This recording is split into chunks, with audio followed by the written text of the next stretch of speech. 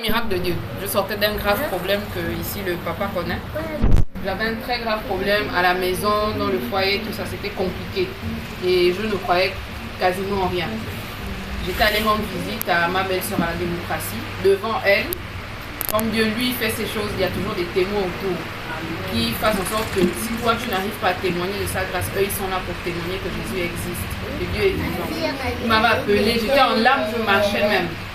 Il m'a posé la question, Leslie, qu'est-ce que tu fais? J'ai dit, monsieur, je suis là comme ça. Mais il dit, mais toi tu ne peux pas travailler. Hein. Je dis, comment ça? Il me dit, écoute, passe demain, tu commences le travail. Je dis, comme ça, monsieur, mais je ne suis même pas préparée. Il dit, passe demain, tu commences le travail. Je suis allée à l'aéroport et j'ai commencé le jour même que je suis arrivée à l'aéroport. C'était normalement pour. Je lui ai dit, monsieur, je reviens pour 3 mois parce que j'ai déposé le dossier. On m'a dit qu'on devait m'appeler dans 3 mois. Et le 20 septembre est arrivé.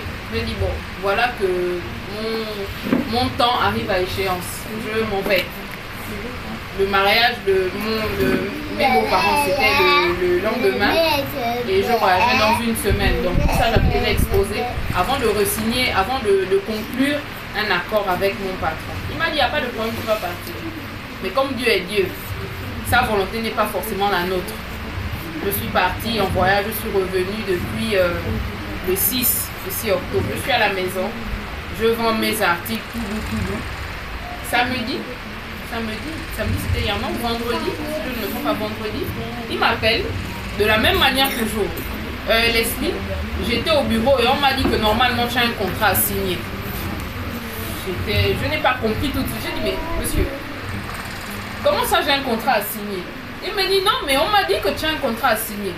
Essaie de voir dans quelle mesure tu peux arriver, tu signes le contrat pour vite commencer le travail. J'étais allongée, je me suis assise, je dis, Seigneur, toi-même tu sais que je n'ai pas envie de retourner à l'aéroport à cause des heures de travail. Tu sais que même le salaire, ça ne suit pas vraiment.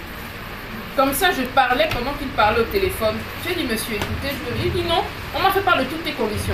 Pas signer ton contrat, toutes tes conditions, tu mets ça dans le contrat et puis tu signes ton contrat, tu commences le travail. J'ai dit, monsieur, comme ça, il me dit, oui, comme ça.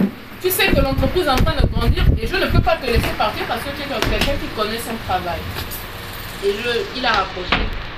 J'ai appelé la seconde, la chef CD blanche, j'ai appelé la deuxième, celle qui nous supervise un peu à l'aéroport. Elle m'a dit, écoute, tu sais qu'on avait un contrat.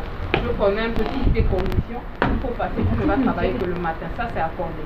Il faut passer, on va regarder ton salaire. Ça, c'est accordé. J'ai dit, quand elle m'a parlé, je me suis assise. J'ai dit, Seigneur, toi, tu es comme ça. Tu sais que moi, mon cœur, c'est pas là-bas parce que j'aspire à autre chose. Et de la même manière que je l'ai parlé comme ça, il m'a juste mis dans le cœur que ta volonté n'est pas forcément la mienne. Mais comme Dieu vient de partir. Et j'ai dit, gloire à Dieu. Je suis confiante que de là. Parce qu'il sait lui-même, comme le papa connaît. Parce qu'il est le confident de tout le monde. Il connaît tout ce par quoi je passe. Il connaît mes difficultés. Il sait qu'en ce moment, mon problème financier, c'est là. Et il y a encore le début de la semaine passée, je disais que Seigneur, ouais, comment je vais faire? Une dette énorme comme ça. J'ai laissé m'envoyer le message que c'est bon. J'ai commencé on dit comment?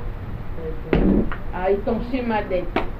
Et il a dit gloire à Dieu. Et c'est comme ça que toute ma semaine s'est déroulée. Malgré les attaques de l'ennemi. Même par rapport à l'enfant, j'ai des attaques. Hier encore, ça c'est mon deuxième témoignage. Hier, j'étais beaucoup attaquée par leur papa. Le diable a voulu l'utiliser pour me descendre. Aujourd'hui, je n'ai pas été à l'église. Mais la nuit, à 3h01, je me suis réveillée. J'ai dit que Seigneur, c'est ta volonté que j'aille à l'église. C'est ta volonté que toutes ces choses qu'il a énumérées se produisent. Agis. Mais si tu n'es pas dedans, passe-moi un message. L'enfant Josias s'est réveillé. J'étais dans la prière. Il a commencé à prier. Il a montré le doigt à la porte. C'est là. Il a montré au plafond. C'est là. Il a montré à la porte. C'est là. Je dis, Seigneur, qu'est-ce que c'est? Je parlais à l'enfant, mais l'esprit de l'enfant n'était pas là. Il était réveillé. Je parlais avec lui. Josias. Heureusement que ma ménagère a dormi avec moi dans la chambre. On était là. Josias. Il avait les yeux ouverts. Mais l'enfant n'était pas là. Je dis, Seigneur, ça c'est quel problème? L'enfant s'est rendormi. J'ai cherché le téléphone, j'ai dit je vais appeler qui la nuit comme ça, la montre. Mais Dieu m'a dit reste dans la prière. On m'a dormi toute la nuit avec les louanges. Je suis restée dans la prière. Hier, leur père ne voulait même pas parler avec moi. Le matin, j'ai dit que Seigneur, je te recommande son cœur. Je te recommande tous les mots qui sortiront de ma bouche. Quand je vais parler, tu l'assujettis à tout ce que je vais lui dire. Parce que tu sais que tu es dans ce que je vais dire. C'est toi qui me conduis.